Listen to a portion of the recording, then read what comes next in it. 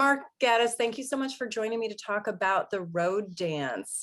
You play Dr. McLean. Tell me about this character and why you chose to take on this role. It's a rather complicated one.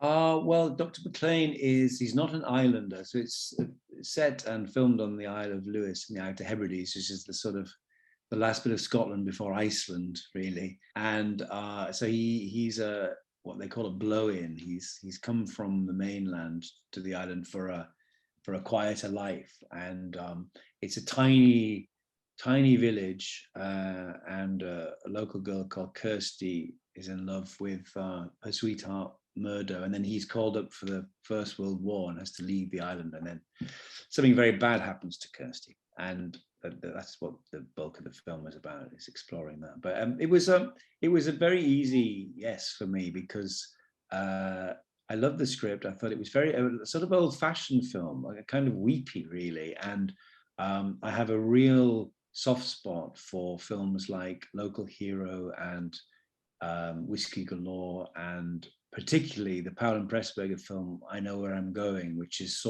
anything with a kind of slightly mystical sense of Scotland, okay. I love it.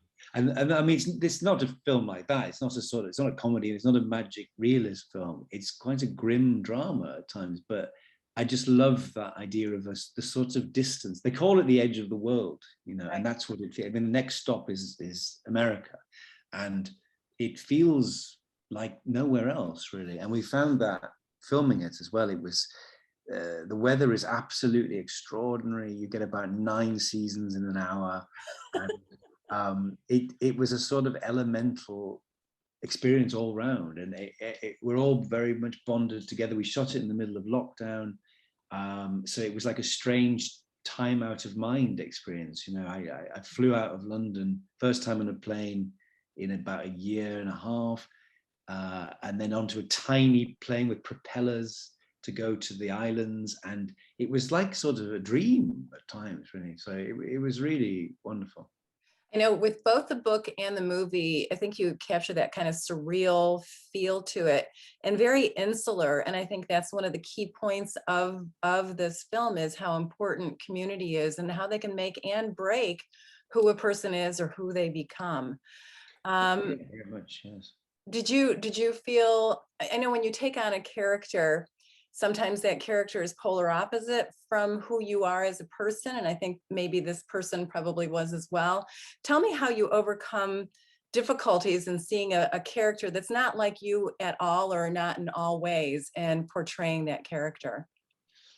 Well, it's the challenge of acting, really, and you actually take on board. I suppose you always try and find the things that are like you, and then that's your route into it. Sometimes it's very surface, it's about the costume or the makeup. I've done a lot of stuff in prosthetics, and actually acting through that is quite a challenge, but then also it does an awful lot for you, right? And it goes back to childhood principles of dressing up, and that's kind of why everyone starts acting, really, is playing, is being somebody else. So I think it's a combination of the two things. It's sort of like finding the truth, which is what means you can do it, and also trying to find something else which is new to you, which Right. means it's not in your experience, and therefore that makes it fun and a challenge.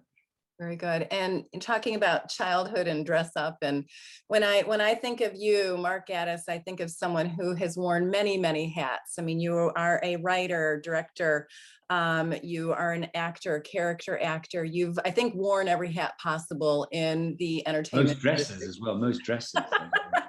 Perfect. And comedy as well. I think a lot of people watching this interview will recognize you from a lot of your comedy work too.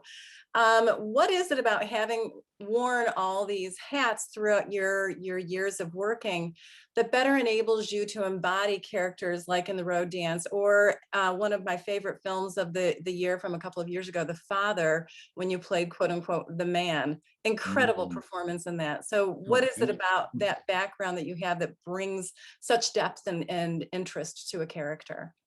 Wow, it's very kind of you. It's really just, I suppose it's just experience, isn't it? That's the thing.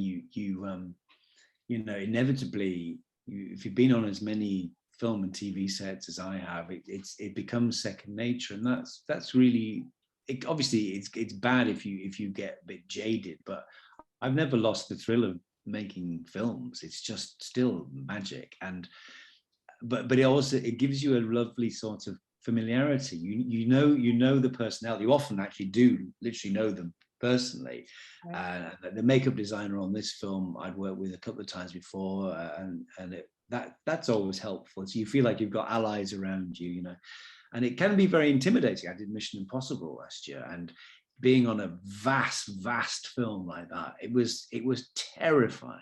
But at Really? the same time, everyone was lovely, and no, and you know, after a few hours or a couple of days of shooting, everyone starts to get familiar with each other. So I think that's a huge part of it, and I think you always need to keep a slightly nervous edge to give it the energy it needs, you know. But I suppose that's the answer. It's just years and years of familiarity.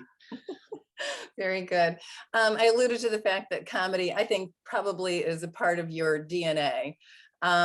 When you were growing up, is there any particular show or what influenced you in your comedy background to bring that to the forefront? You were in Doctor Who and the League of Gentlemen, I think it was. So what is it about maybe your youth that influenced you with your comedy? Oh, I was a huge comedy fan, I suppose is the best way of putting it. I mean, we had when I was growing up, it was a very rich time in this country for TV, comedy, great sitcoms like Porridge and Rising Damp and Steptoe and Son, which you had Sanford and Son in America when Right. it transferred there. And actors like Ronnie Barker, Leonard Rossiter, they were heroes to me, really. I just Peter Sellers and Alec Guinness, you know, films like The Lady Killers. I just adored them. I used to do all the voices, and so yeah, it was a huge part of it is a part of my DNA, and I love. I've just been sent a thing today, an American comic called Alan King. It's from years ago. It's just hysterical, like 10-minute routine where he talks about men's obituaries and how even when they're like 103 years old, they've always been survived by their wife.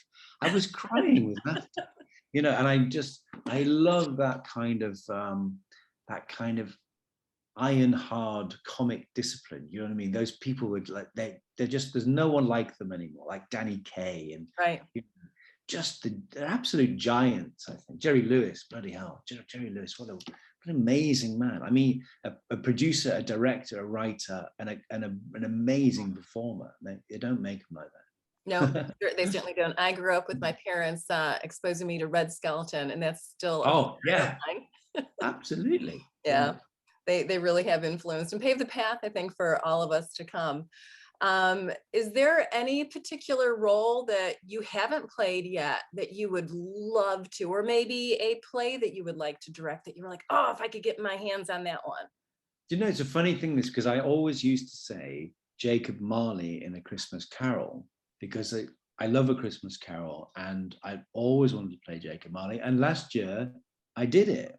I wrote a version of Christmas Carol, which was produced on the stage here over Christmas, and I played my dream part. And I then gave an interview and I said, I'm going to have to come up with a new answer. And I don't know what it is yet, but like I've actually finally done it. So I need to come up with a new one. I tell you what I would love to do is Richard II, Shakespeare's Richard II is a beautiful play. And I'd like to play that part. So maybe that's my new answer. I have to start manifesting it to the universe. That's right. Once you accomplish one goal, you got to set another one. Yeah. I have one final question for you. In the road dance, after I'm sure that you've seen it at the festivals or at the premiere, what did you personally take away from the film, and what do you hope others will take away from it? Well, as I say, I thought it was in the best sense, a very old-fashioned film. It was a kind of like, it's what my dad would call it, a woman's picture. And I think that's rather lovely. It's a weepy actually, and I find it very moving. I thought as you say, the depiction of kind of women struggling alone in very adverse circumstances, and then particularly personal bad circumstances, was very strong. It looks utterly ravishing, and so I really hope people respond to it, because I think it's come out extremely well. And you can never tell. I mean, it was a wild experience making it because of the weather and because it was just so intense. Everyone was plucked out of COVID and Right. dropped on this island, as it were, and you just can't tell. And we didn't know at the time how it was going to come out, but I think everyone's been very, very happy with seeing the final result. I think it's a good film. It is. And I love it when a book or a film can capture what a book gives you. And this Mm, certainly does that. So, Mark Gatiss, thank you so much for joining me to talk about the road dance and your background. A lot of fun. thank you very much.